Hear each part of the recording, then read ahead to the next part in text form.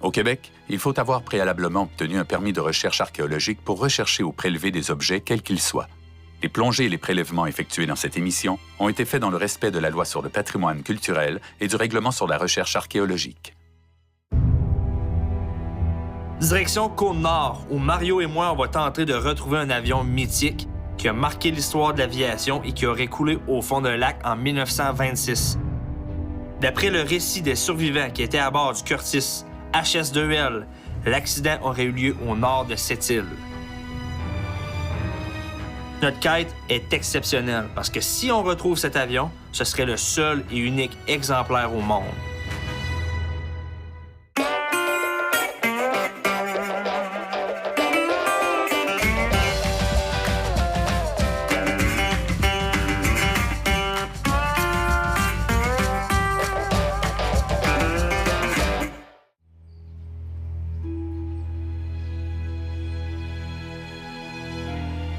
Pour arriver à découvrir le lieu de l'écrasement du HS-2L, on établit notre camp de base à l'hydroaéroport de cette île.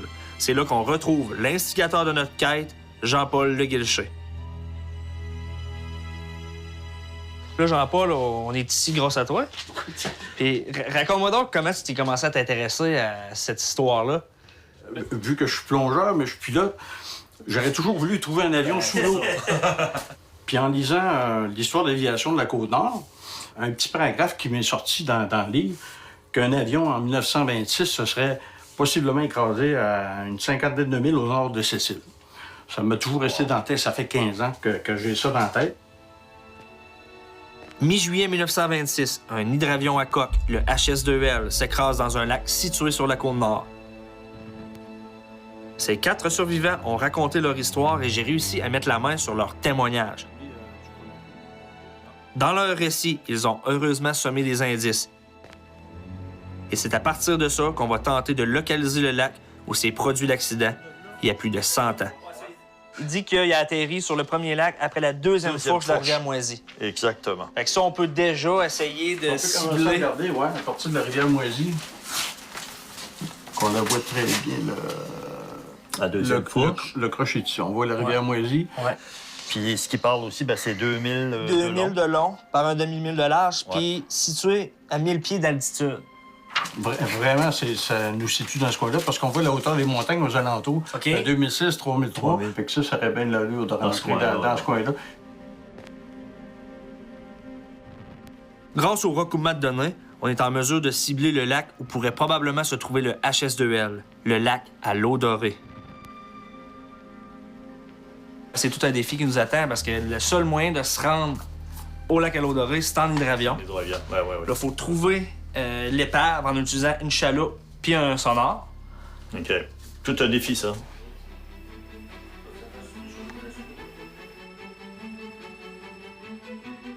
En observant les images satellites du lieu, on a découvert qu'il y avait un camp de pêche sur les abords du lac à l'eau dorée. On a retrouvé le propriétaire et il est prêt à nous accueillir.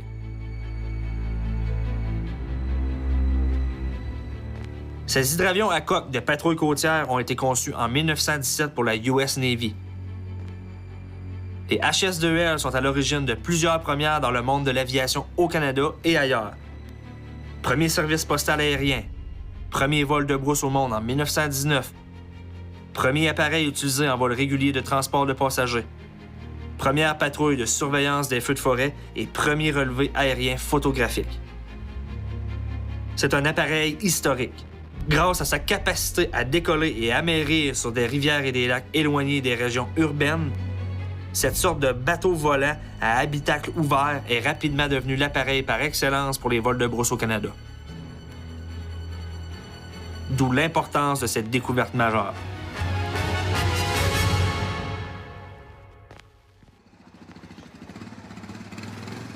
Maintenant que Mario a un lac à explorer et un lieu pour héberger l'équipe, il a fait appel à du renfort.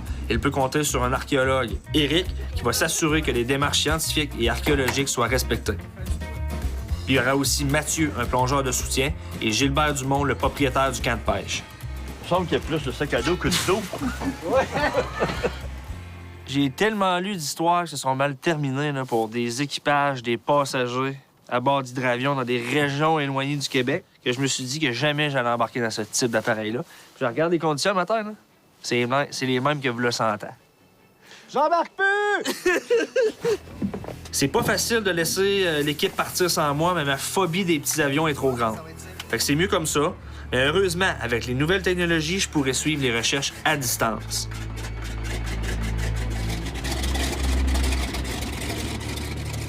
Donc, pendant cette fameuse journée de la mi-juillet 1926, l'hydravion était affecté au transport d'arpenteurs chargés d'établir la ligne de démarcation entre le Labrador et le Québec.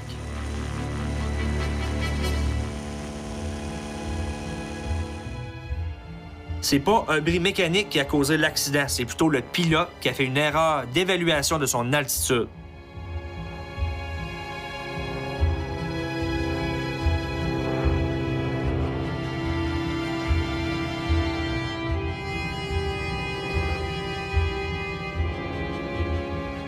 Il n'y avait pas de vent ni de vagues sur le lac. On appelle ça l'effet miroir.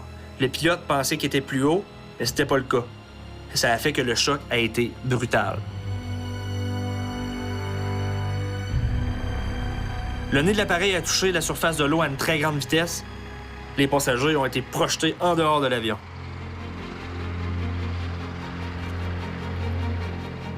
Le lac est extraordinaire. Il fait beau comme jamais.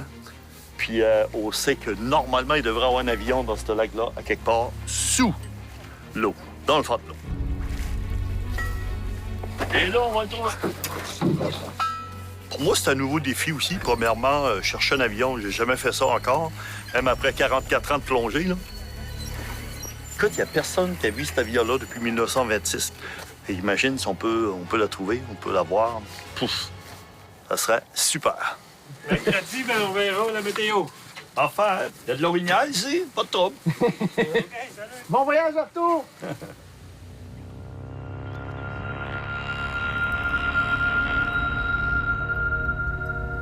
Jamais vu d'avion dans le lac on nous part.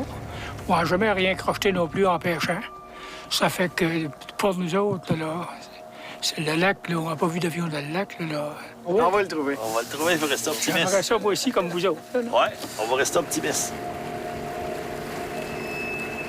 Guidé par le témoignage des survivants, on commence à sonder pour déterminer si l'avion est bel et bien au fond du lac à l'eau dorée. Tu sais, si l'avion était supposé être à 500 pieds du bord, on a dit 200 verges. Ouais. Parce qu'il dit le milieu du lac. Fait qu'on va se mettre... On va longer ce bord-là, puis on reviendra dans l'autre sens.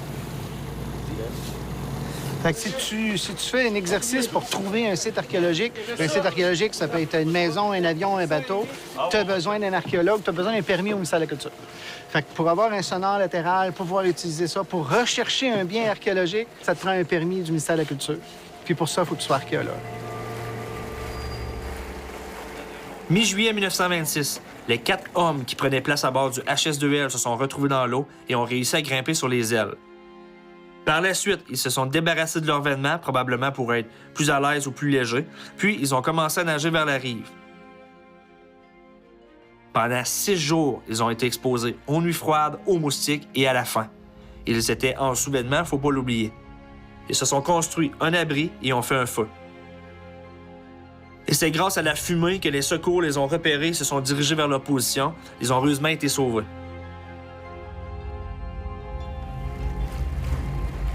Les recherches avancent, mais le temps s'écoule rapidement. Comme à ce temps-ci de l'année, les journées raccourcissent et que le lac est immense, pas certain que Mario va réussir à le localiser aussi facilement.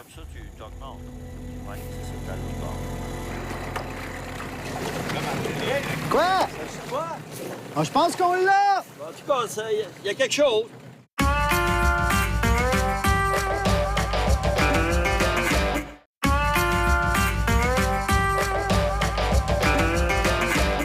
Grâce au témoignage des survivants, nous sommes certains d'avoir localisé l'épave de l'avion. Hey, elle sera là! Écoute, on a 2 ailes! Sérieux, là? Elle a vu quelque chose? Si c'est ça, c'est à 20 mètres de profondeur. Fait que... Ça serait logique. Ouais. Ben, en tout cas, au moins, ça serait facile. On peut aller plonger. Oui. Je pense qu'on peut appeler Sam. Moi, j'aimerais ça, il voit sa face. C'est ça. Donc, on envoie la photo à Sam? Ah oui. Parti. Donc là, on l'a envoyé par courriel, puis je l'ai envoyé par texto aussi. Je devrais la recevoir.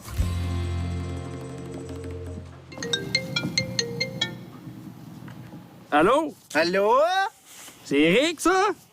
Devine quoi? Ben, on l'a trouvé dans l'avion. T'es-tu sérieux? Oh, ouais. Puis l'avion, tu ne créeras pas à ça, elle est debout dans le fond de l'eau. Les ailes arrivent à peu près flush avec le fond, puis écoute, la queue, elle remonte dans les airs 20-30 pieds. Là. Puis tu devrais recevoir une photo. Pas déjà? Fait que, tu sais, la position que tu me décris de l'épave, ça semble correspondre au témoignage de l'époque. Ouais, ça semble correspondre au témoignage, exactement. Call. Ah, il m'a-tu raccroché? Je l'ai perdu. T'as coupé. Bon, les boys, il est 3h30. C'est sûr que le soleil commence à baisser, mais si vous êtes prêts, on va aller faire une plongée. On va aller voir, faire une première plongée dessus. Moi, je m'en viens que ça, d'aller dans l'eau, là. Ben, écoute, c'est beau. On se prépare pour y va.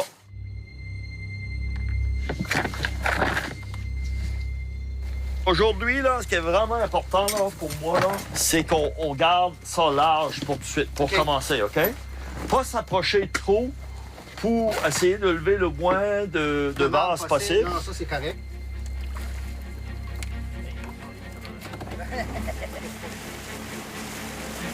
Il est déjà 16 heures et la luminosité diminue rapidement. Donc, Éric et Mathieu vont plonger avec moi par mesure de sécurité. Le cœur me débat. Hey, c'est De toute hot. façon, j'ai pas dormi de la nuit. Puis on savait pas qu'on allait la trouver. En tout cas, on l'a pas trouvé encore, mais ça paraît bien.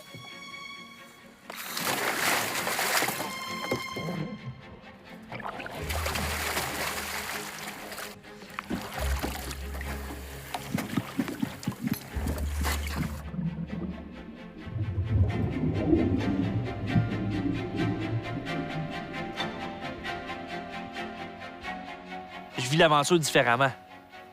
Les autres sont sur le terrain, ils ont validé l'hypothèse. Moi, je suis ici puis je les attends. C'est un peu mon travail aussi d'enquêter puis d'essayer d'analyser les images. Je sais pas, j'étais tellement impatient. Là. J'ai demandé à notre pilote Yves de nous faire imprimer l'image acoustique de l'avion. La preuve, hey, c'est le vrai avion qu'on voit là, hein? Ça serait les ailes, ça, comme ça. Ouais. Oui. D'accord. Hey, on voit même les ribs. Regarde les ribs. Ouais, c'est ça. Ouais. C'est C'est ça ici? Ben, moi, ce que je verrais plus, c'est à l'intérieur de l'aile, là, t'as ce qu'on appelle en français des nervures. OK. Toutes les séparations, ce qui donne ta courbure d'aile. Méchante belle trouvaille. Là, là, on a une image acoustique, mais moi, j'ai hâte de voir là, les images sous-marines pour vraiment constater l'état de l'appareil, parce qu'il pourrait s'agir du seul exemplaire original aussi complet dans le monde. Parce qu'il y en a un d'exposé à Ottawa, mais C'est une réplique. c'est une réplique. C'est Yves qui a été le plus proche de l'épave, là. Ben ouais, mais là, à la surface, on la voit pas. T'as pas dessus? T'es au-dessus de je sais pas. Ça fait des années que j'atterris juste au-dessus. Ouais? Ouais, au lac à l'eau dorée? Ben ouais. OK. Puis est-ce que tu avais déjà entendu parler de la présence de... jamais. Non? Non. OK.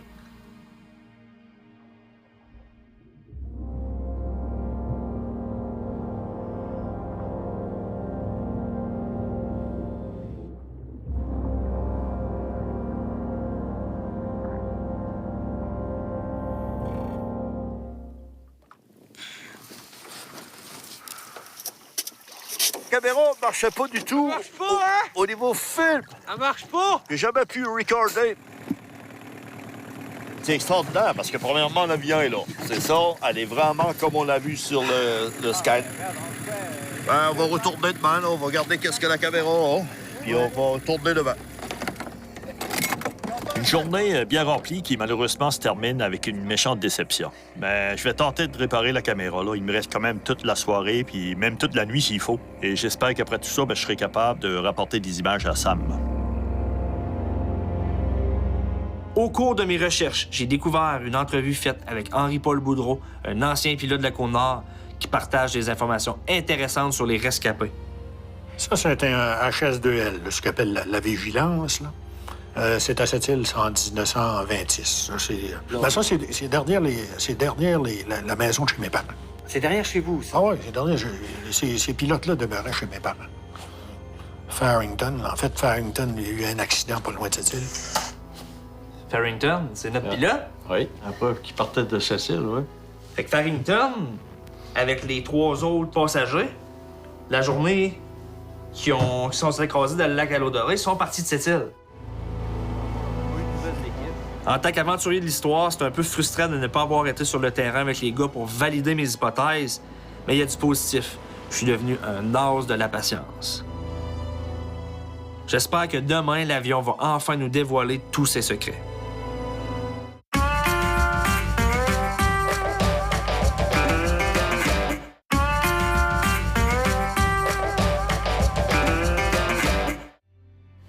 Puis c'est les mêmes lettres, ça doit. T'as là des lettres d'appel. Ouais. G-. G-C-A-C-S. C'est quoi? C-A... C-A-C-S. S, ouais, c'est ça. C-A-C-S. Fait que là, Mario, votre plongée, vous autres, là, Mario, Mathieu, qu'est-ce que tu prévois faire? On va descendre pour aller prendre les lettres comme il faut. Et on va descendre jusqu'à dans le fond, prendre les hélices. Puis on va aller jusqu'au bout pour aller filmer le flotteur, là. En tout cas, ça sera le plan, là. Mais tout ça va se faire très, très, très lent. Ouais, c'est On a ça. vu Parce hier. que je vais essayer d'aller voir aussi s'il y a des détails, quelque chose qui pourrait être intéressant. Et là, Mario, ta caméra, elle devrait être correcte aujourd'hui? Ben, j'espère. Bon, hier soir, j'ai tout réparé. On va faire attention. Là, on l'a vu hier que l'avion est quand même assez fragile, fait qu'on touche pas les vestiges, ou le moins possible, là, à moins d'une urgence, là, mais d'essayer de pas se pousser sur les vestiges. Oh!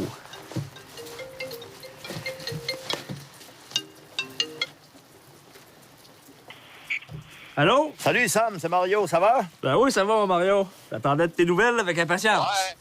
Ben là, on retourne sur place pour essayer de tout aller documenter ça comme il faut, là. Tout aller chercher les images. On a vu, écoute, les lettres, là, paraissent super bien. Puis, donc, on va suivre vraiment... il est très fragile, là. C'est très, très, très, là, ça va faire cette deuxième plongée-là, puis on va t'appeler après, là. Fait que tu me confirmes que c'est bel et bien l'appareil qu'on cherche. Je te confirme à 100% que c'est bien l'appareil qu'on cherche, oui. Peux-tu me rappeler? On n'entend pas bien. Rappelle-moi, s'il te plaît. OK, parfait. C'est beau, salut. Bon, ben super. Il est bien content. Là, as-tu compris? Fallait qu'il me rappelle ça, c'est la question, par exemple. Oui, il a dit OK. Mais rappelle, peut-être après la plongée. C'est mon appétit, là. Oui. J'en veux plus.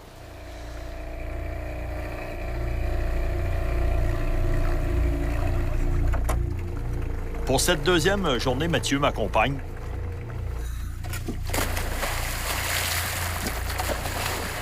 J'espère que cette fois-ci, que la caméra va bien fonctionner. Ben, ça devrait.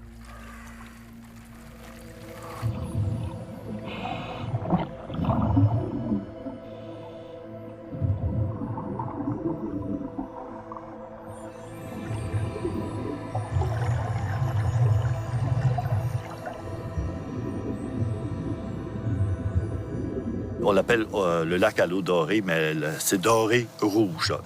L'eau est complètement opaque, tu vois absolument rien.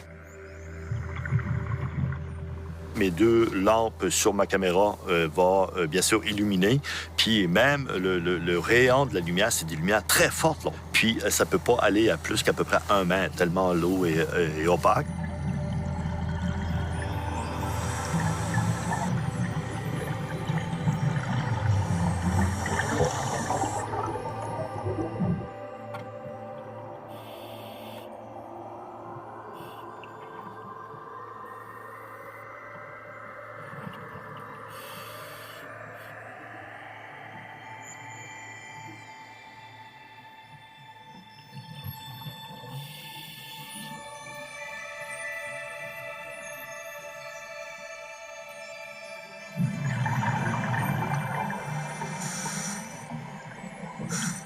Faut que tous nos gestes soient calculés aussi. Et en plus, tout est vraiment très friable. Ça veut dire que la moindre chose qu'on déplace, un petit courant dans l'eau qu'on déplace, tu vois que toutes les particules se mettent en suspension.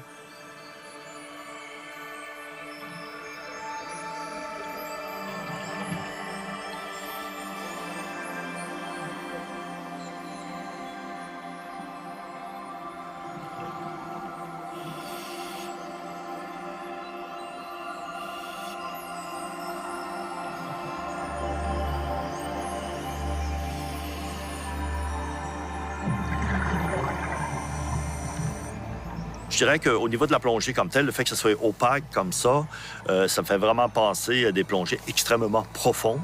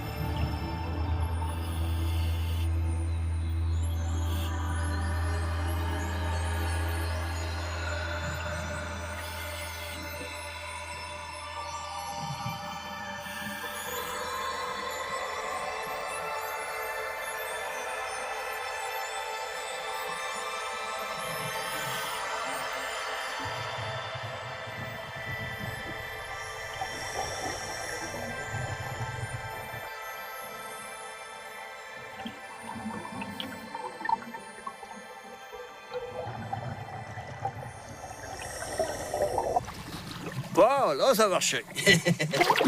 Super. C'est noir. Incroyable.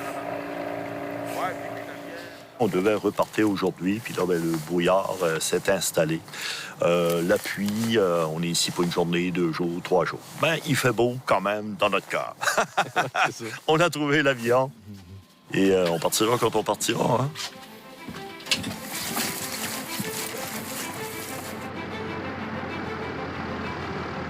C'était merveilleux, c'est mon ami. J'ai passé une aventure avec vous autres. Des aventures. J'ai bien aimé ça. Content que l'avion soit dans votre lac? Oui, oui. Puis elle va tout bien rester là tout le restant de sa vie. On décolle! On part?